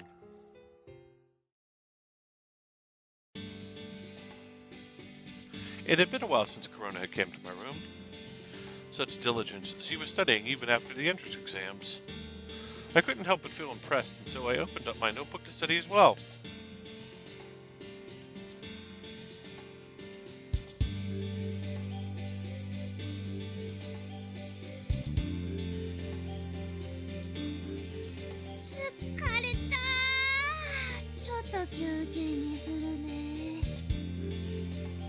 You wouldn't believe that she had been focusing so hard by now how sleepy she looked now. お布団にゴロンしたいとこだけど、寝ちゃいそうだしな。You can sleep for a while, I'll wake you up. 誘惑に負けそうだけど、ぐっと我慢するよ。アキ兄に変な寝顔見られるのやだもん。Do you look funny when you sleep? わかんないけど、変だったら困るでしょ。Maybe this was just feminine modesty. So what are you studying? You finished your exams, so why do you feel the need? ああ、それがね、こういうやつを渡されちゃったんだ。She showed me the worksheets that she was working on. 入学前の課題だって。明光学院、そこまでするかーって感じだよ。So they're not going to give you a break. She was quite depressed. It was a bit much to give homework before school even started. 内容も超難しいんだよ。入学後にやるとこの予習も含まれてるみたい。Well then, I was about to say that she had my condolences. I guess I was happy that Hoshino Daiichi was so laid back. 量も結構多くて大変なんだよね。だから、また普通に勉強させてもらいに来るから。The time for her to come here to study was supposed to be over, but it looked like it would continue for a while longer. でもね、課題はめんどくさいけど、コロナはほっとしてるんだ。用もないのに来るなんてやっぱり恥ずかしいもん。課題があれば、ここに来る口実ができるでしょ。Did she really want to come here so badly? Well, the reason was pretty clear. Korona had already told me how she felt. 迷惑だったかな。No, it's not. You're always welcome here. もう、告白の返事もまだなのに、そういうこと言っちゃダメだよ。コロナ勘違いしちゃうじゃない。Korona was still waiting for me to tell her how I felt. With her face like that, I felt like maybe I had failed as a man. もう、そんな顔しないで。コロナはいつものアキ兄が好きなんだから。 She said that she liked me with a smile. She looked natural as she said that, totally unlike someone putting on a show. 何度も好きって言ってたらそれが自然になっちゃった。アキ兄がいないとこでもいつも好き好きって言ってるんだよ。 I see. Thank you for saying that you like me. I wonder if I will be able to say it so naturally like she can. I wanted to tell her how I really felt without it being awkward or anything like that. ってコロナキモくなかった？ No, not at all. I think it's very cute and girly. It was hard for a guy like me to feel that way for somebody else. I was honestly kind of jealous of Korona, who could fall so much in love with me. 可愛いってアキ兄。 It's true, though. もう褒めすぎだよ。コロナ真っ赤になっちゃうでしょ。 She was already bright red. Her reaction right now was cute as well. I was probably falling for Korona. そうそう、信山のこと自分でも調べてみたんだよ。 She was trying to get past this awkward moment by changing the topic with energy. ああいうの電波観測って言うんでしょ。世界にはいろんな電波観測のプロジェクトがあって、日本の天文台もいっぱい参加してるんだね。 The ALMA is one of the most famous examples of radio telescopes, but it was actually started by Japan's Nobuyama. そうなの？チリの砂漠の真ん中にあるって話だったけど。 The basic idea of the ALMA was thought up by Nobuyaman technicians. Many countries banded together and made the 66 parabolic antennas in the Chilean desert. Data is taken from each of the 66 antennas and put together to increase the observational power. That was the idea behind ALMA. There are similar projects like ALMA in the world. VLBI also gathers data from different regions. VLBI was short for Very Long Baseline Interferometry. And just like how ALMA used multiple antennas in the desert, VLBI used different radio telescopes from around the world. Radio telescopes only receive signals depending on the antenna's configuration, so the basic concept was to use a radio telescope in a different region and gather data there. One of the things that Project VLBI was trying to achieve is to map the Milky Way galaxy. Isn't that cool? 天の川銀河の地図。 Earth is inside of the Milky Way galaxy, so we need to make observations on both sides or we won't be able to understand the galaxy in that exact moment. Besides, there are countless stars that overlap each other in the sky, so it's incredibly difficult to find out how many stars there really are. There were roughly 200 billion stars in the Milky Way galaxy, but that was only an estimated number. There were limits to what visible light could observe, since many celestial bodies clustered together. That's why radio observations were so important. 天の川銀河の地図。ハッブルの写真で見たようなあんな感じになるのかな？ I don't know, but I think that it would actually be much better. あれよりももっと？ It was pretty hard to imagine. I couldn't even come up with a visual. But I would give wings to the imagination. The information gathered by radio observations would provide us with an image of the galaxy. いいなあ、夢があって。コロナもいつかそういうのに巡り会えたらいいのに。 She whispered quietly.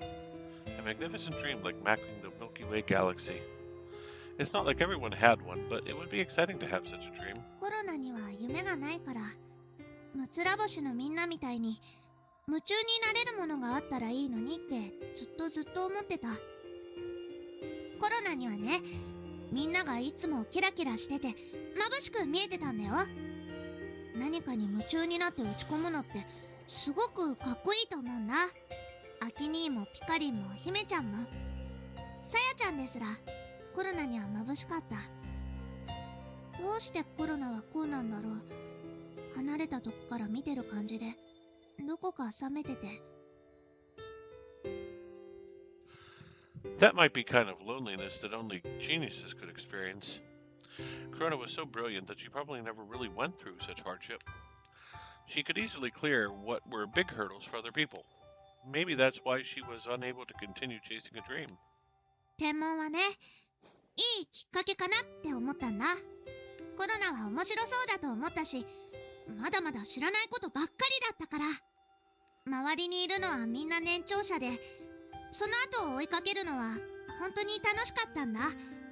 でも気がつくとコロナはまた同じことしてる。自分のしたいことやるんじゃなくて、人がしてることを真似してついていくだけ。このままじゃいけないって思った。ここで変わらなかったら夢中になれるものなんて絶対見つからないって。だから自分で決めたんだ。タイゲタのコロナになろうって。 She didn't consult anyone. That's why I was honestly surprised by it. But I did get it. I knew why she was deliberating about joining the astronomy club. She was pondering the exact same thing while she was studying for her entrance exam. She didn't know if astronomy had actually captured her heart, but she believed that it one day would. And she took a chance and got the courage to join. それでね、アキに一つ考えてみたことがあるの。コロナにもできないかな、電波観測って。I think that she had decided to believe that she could find what she was looking for. Hearing how she felt, I gathered up my courage, so that her wish could come true. That she would one day find the thing that she was passionate about. アキに There was a little bit of time left before her bus came. I'm sorry that I couldn't answer you immediately about your radio wave observation thing. I wasn't very knowledgeable about that stuff. I had no idea if someone could do radio wave observations by themselves. いいよ、話を聞いてくれただけで。きっと無理だよ。延山のパラボラを見たでしょ。ああいうのは大きいところがやるんだよ。Hubble and Alba were the same as well. The bigger the idea, it could become a national or even global ご project. めんね、変なこと言っちゃって。さっきの話は忘れてくれていいよ。Right as she seemed to find her dream, she was starting to doubt herself. I know how that felt. It's fine. I can't forget about it though. Let's try to do radio wave observations. I'll help as well. アキに It's clear to me that you want to find something to be passionate about. It might only be an idea, but it might lead to something good. Something that you yourself found and not something you were told to do. Isn't that the most important thing for you right now, Korona? Or Jaime was the one who came up with the idea to go to Nobiyama, and her parents were the ones who told her to go to Maiku Academy. She had even started stargazing because that's what we were doing already. I don't want you to give up on something that you want to do so easily. そっか。言われてみたらそうなんだ。コロナが自分で考えて、自分でやりたいって思ったんだね。It doesn't matter if it was just an idea. Let's keep pursuing it. That's how everything starts. I'll help you with the radio wave observations. Rather, I want you to let me help you. アキにどうしてそこまで。 Isn't the fact that I like you more than enough reason? I'm sorry for taking so long to give you an answer. That's if you still have me as your boyfriend. いいの？本当にそれでいいの？ Hi. A guy like me might not be the best fit for you, though. それはこっちのセリフだよ。アキに She couldn't hold back any longer and jumped straight for me. I made sure to catch her. ってしてもだよね。 Of course. I want to do this as well. Her body was small but surprisingly hot. She was delicate, so delicate that I could crush her, but her core was very strong. コロナ嬉しすぎて泣いちゃうよ。 Cry as much as you want. I'll make sure to hide you so nobody can see. こんなのやだ。隠したらアキニの顔見えなくなっちゃう。 She was filled with a lot of happy tears as she looked straight at me. アキニ大好きだよ。 Arigato. I love you too, Korona. 嬉しすぎる。 Tears flowed right down her face like a dam had burst open. I patted her on her back as she sobbed. アキニ I'm right here. 夢じゃないよね。本当のことだよね。 It's real, don't worry. I waited for the waves to reside. Only the stars were watching over us. 大好きなの。 I wonder how many times she was going to say that. She just kept saying it time after time as I held her. The countless I loved yous were soft, sweet, and were melting my heart. I wrapped myself around her in a hug as I looked up. Look, Korona. 何？ Look at the stars. It's a special night, so let's take a good look. It was my first time watching the stars with my first girlfriend. On a cold winter day, the clear sky was so very tall and so very far away. ついてるね。 The white mist from our breath was mixing together as it rose to the sky. It dissipated quickly, but コロナと秋にもついてる。 our small laughter was echoing in the night sky.